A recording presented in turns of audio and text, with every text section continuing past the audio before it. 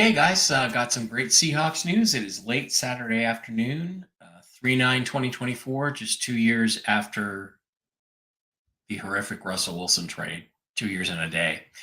After the worst day in Seahawks history. And the reason why it's the worst day is because they haven't done anything to replace him yet. But we have some new Seahawks news, believe it or not. There is some action going on tonight, and that is really good stuff. Mike Garafolo over on Twitter is reporting here. Let me do this. Is reporting that Seahawks wide receiver Tyrell Lockett is remaining in Seattle on a restructured deal. Source says 2 years, 30 million with a maximum value of 34 million with nearly 13 million guaranteed this year. Now, we don't know what that saves under the cap yet. This is all brand new information.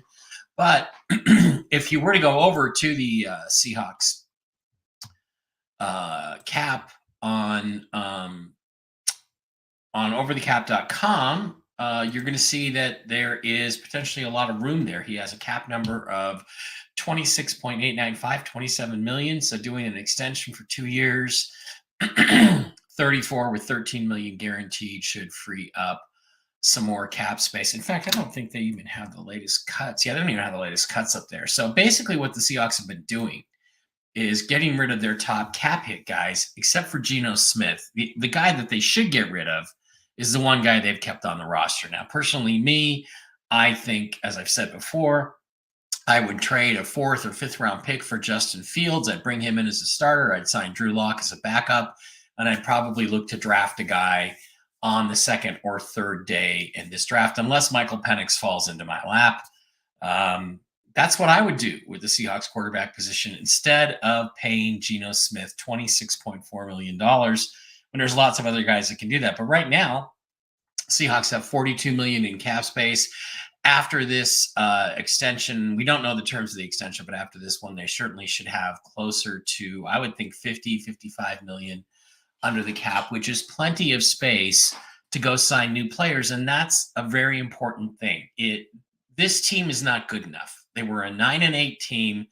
They've really squandered, for the most part, the draft capital they got in the Russell Wilson trade. They haven't replaced him at quarterback. They had a chance to do that last year. They could have drafted either Will Levis at 5 or 20, or they could have moved up to the number 1 pick. They had plenty of juice to go do that and get CJ Stroud as their quarterback. They've not gotten a quarterback, and the position players they've gotten, for the most part, have been pretty much average. I mean, you go down and look at the list of guys they've got in the Russell Wilson trade, and basically they got Boye Mafe was one of those picks. Derek Hall, who did nothing his first year, was a complete stiff.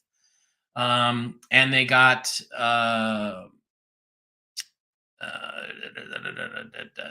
where are these guys? I'm looking for their cap numbers. Where are they?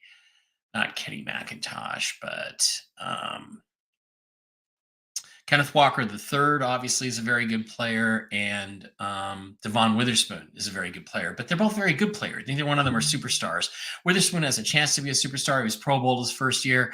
I might remind you that Trey Brown was also Pro Bowl his first year and didn't do much in his second year. So that doesn't mean a lot, although Witherspoon's clearly better. But neither one of those guys are superstars.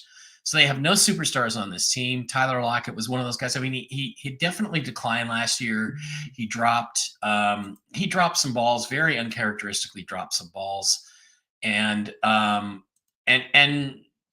that was the sign. Usually, when a player gets to be 30, he starts dropping the ball. That's usually a sign that it's time to move on from him. But with 79 catches, 6 or 8 touchdowns, he's still a productive player. So it's important, I think, to retain him.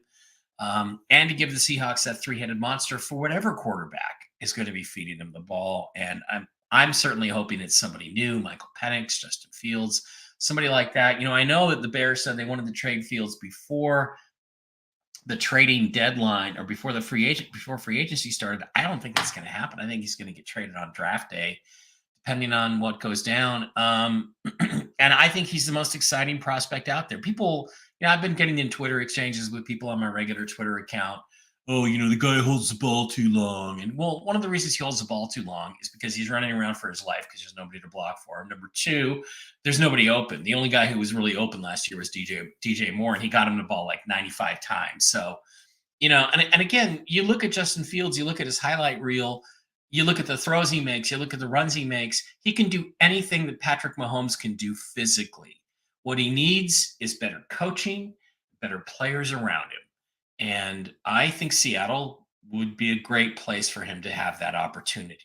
Although I would still, like I say, draft a younger quarterback. So it's good news on Tyler Lockett. We'll see what's going to happen. But the key thing is you cannot afford to simply re-sign your guys. I mean, the guys that you have, again, were simply not good enough. They were 9-8. Let's go back over to the the salary cap screen.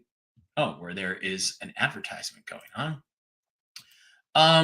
And look at the guys that are unrestricted free agents. Leonard Williams. They're talking about, we really want to sign Leonard Williams. Why? He's 30 years old. There's 2 or 3 defensive tackles out there that are much younger than him, and they're better players. Damian Lewis hasn't done much since they moved him to left guard from right guard. Noah Fant, like to have him back, but only if he's cheap. Bobby Wagner, that ship has sailed. Let's move on. Let's go get Patrick Queen and somebody else.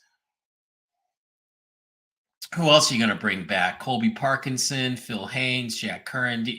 I don't want any of these guys. I want new names. I want new players.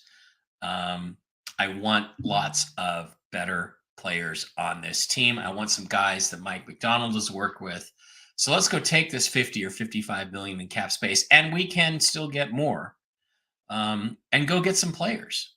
Go get some players in free agency. Now, this is really interesting because if you were to cut Geno, I think post 6-1, yeah, you only save 200,000. I don't know if you trade him. It's weird. If you can trade him, you can save 12.9 million under the cap. That is outrageous, but I don't think anybody's going to trade for him. So unfortunately, you're not going to really be able to do much with Geno Smith, but you can still make some other cuts. You could still, Draymond Jones is one that's sitting in there as a post June 1 cut. Nick Bellore, just get rid of him now. Let's spend his money on somebody else. And Jason Myers, I think it's time to find a new kicker. So get out there. Let's spend some money. Let's see what happens. And go Hawks. Go Hawks. Go Hawks. Go Hawks. Go Hawks. Go Hawks. I'll talk to you guys later. It's good news. It's good news because Lockett still has a couple productive years left. Thanks.